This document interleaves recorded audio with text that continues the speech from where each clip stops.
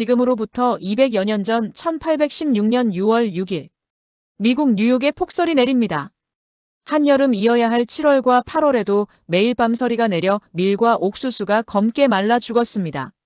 새들은 추위에 얼어떨어졌고 강물은 8월에도 얼음장처럼 차가웠습니다. 사람들은 이해할 수 없었습니다. 신이 우리를 버렸다. 태양이 죽어가고 있다며 절망했죠. 그 해는 역사상 유일하게 여름이 없던 해로 기록되어 있습니다. 그런데 이 모든 재앙의 원인이 1년 전 지구 반대편 지도에도 잘 나오지 않던 작은 섬에서 시작되었다면 믿으시겠습니까?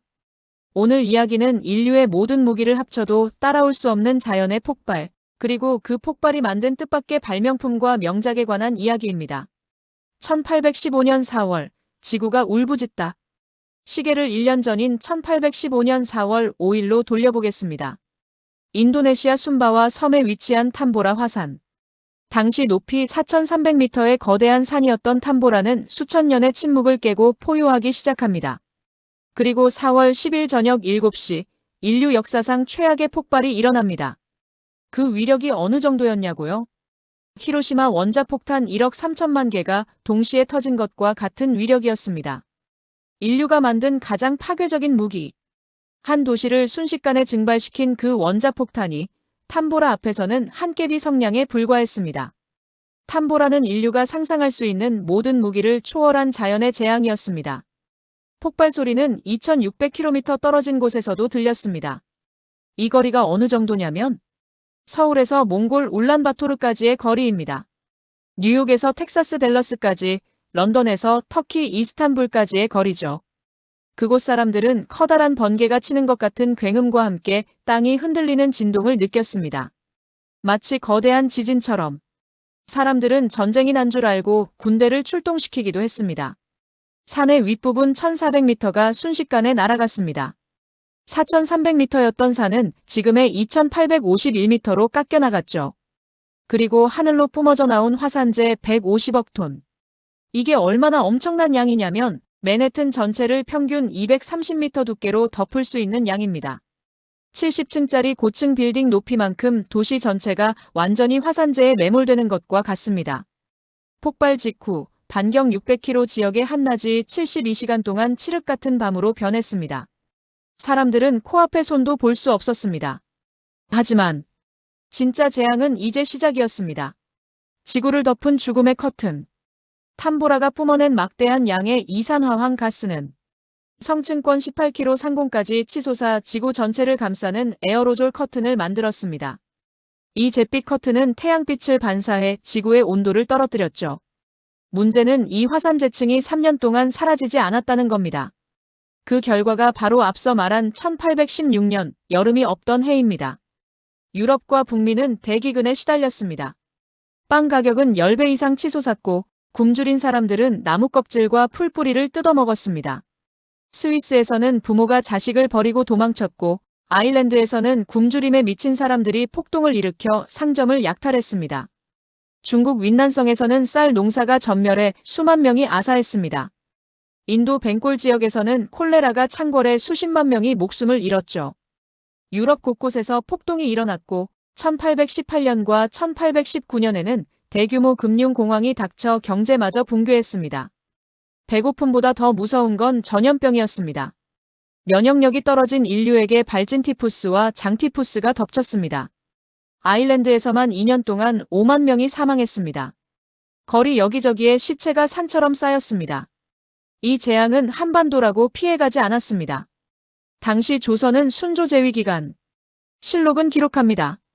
여름에 서리가 내리고 대기근이 닥쳤다. 탐보라의 나비 효과는 조선 팔도를 쑥대밭으로 만들었습니다. 기근은 전염병인 괴지를 불렀고 굶주림을 견디다 못한 밀란이 끊이지 않았습니다.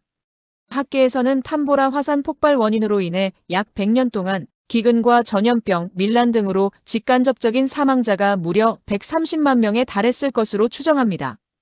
인도네시아의 화산 하나가 수천 킬로미터 떨어진 조선의 운명까지 송두리째 흔들어 놓은 것입니다. 이 화산 폭발로 전 세계적으로는 직간접 사망자가 200만 명에서 최대 600만 명에 달한다고 합니다. 그야말로 인류의 대학살이었습니다. 자연은 인간의 생명 따위 신경 쓰지 않습니다. 냉혹하게, 무심하게 그저 흘러갈 뿐입니다. 괴물의 탄생과 뜻밖의 발명. 그런데 역설적이게도 이 끔찍한 지옥도는 인류에게 뜻밖의 유산을 남겼습니다. 음산한 날씨 탓에 별장에 갇혀있던 작가들은 공포소설을 썼습니다. 그렇게 탄생한 괴물이 바로 프랑켄슈타인과 최초의 뱀파이어입니다. 우리가 아는 호러 문학은 화산재 속에서 태어났습니다. 이야기는 여기서 끝이 아닙니다. 기근으로 인해 귀리의 가격이 폭등하자 사람들은 말을 먹일 여력이 없었습니다. 수많은 말이 도살되거나 굶어 죽었죠. 독일에서만 수만 마리의 말이 죽어갔습니다. 독일의 발명가 카를 폰 드라이스는 생각했습니다. 말없이도 달릴 수 있는 기계가 필요해. 그래서 그는 두 바퀴가 달린 나무 탈 것을 발명합니다. 이것이 바로 자전거의 조상 드라이즈네입니다. 당신이 지금 자전거를 타는 이유, 그 시작은 1815년 화산 폭발이었습니다. 놀라운 건 과학의 발전입니다. 어린 시절 이 끔찍한 기근을 겪은 한 소년 유스투스 폰 리비히은 맹세합니다. 다시는 인류가 배고픔에 떨지 않게 하겠다. 그는 훗날 식물의 성장에 필요한 원리를 밝혀내고 인류 최초의 인공비료의 기초를 닦습니다. 오늘날 현대농업의 시작은 아이러니하게도 탐보라가 불러온 대기근 덕분이었고 현대인이 배불리 먹고 살 수 있게 된 겁니다. 역사의 흐름을 바꾸다. 심지어 나폴레옹의 운명도 이 화산과 연결짓는 학자들이 있습니다. 폭발 2개월 뒤인 1815년 6월 18일 워털루 전투. 당시 기록적인 폭우로 땅이 진흙탕이 되는 바람에 나폴레옹의 주력인 포병 부대가 제대로 이동하지 못해 패배했다는 분석이 있습니다. 탐보라의 영향이 이미 시작되고 있던 시기였죠. 또한 미국 뉴잉글랜드 지역의 농사가 망하자 수많은 사람이 살기를 찾아 서부로 떠났습니다. 이것이 미국의 서부 개척 시대를 앞당기는 계기가 되기도 했습니다. 탐보라가 없었다면 미국의 역사도 달라졌을지 모릅니다.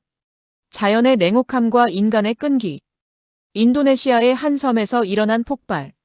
그것은 7만 1천 명의 목숨을 앗아갔고 이후 기근과 질병으로 수십만 수백만 명이 더 죽어간 비극이었습니다. 하지만 동시에 그 재난은 프랑켄슈타인을 낳았고 자전거를 발명하게 했으며 인류의 이동을 촉발했습니다. 자연은 우리를 사랑하지도 미워하지도 않습니다. 그저 존재할 뿐이죠. 탐보라 화산은 200년이 지난 지금 다시 깊은 잠에 빠져 있습니다. 그 위에는 아름다운 칼데라 호수가 생겼죠. 하지만 우리는 기억해야 합니다. 1815년의 그 폭발은 단순한 자연재해가 아니었습니다. 그것은 전 세계의 경제, 정치, 문화, 그리고 인구 지도를 완전히 바꿔버린 거대한 전환점이었습니다. 인간은 스스로 만물의 영장이라 자부하며 자연을 정복했다고 믿습니다. 하지만 탐보라는 우리에게 냉엄한 경고를 던집니다. 우리는 자연을 지배하는 존재가 아니라 자연이 허락한 시간 속에서 잠시 머무는 그 거대한 힘의 지배를 받는 나약한 존재일 뿐이라고 말입니다. 1815년 탐보라 화산 폭발 이야기 흥미로우셨다면 구독과 좋아요 부탁드립니다.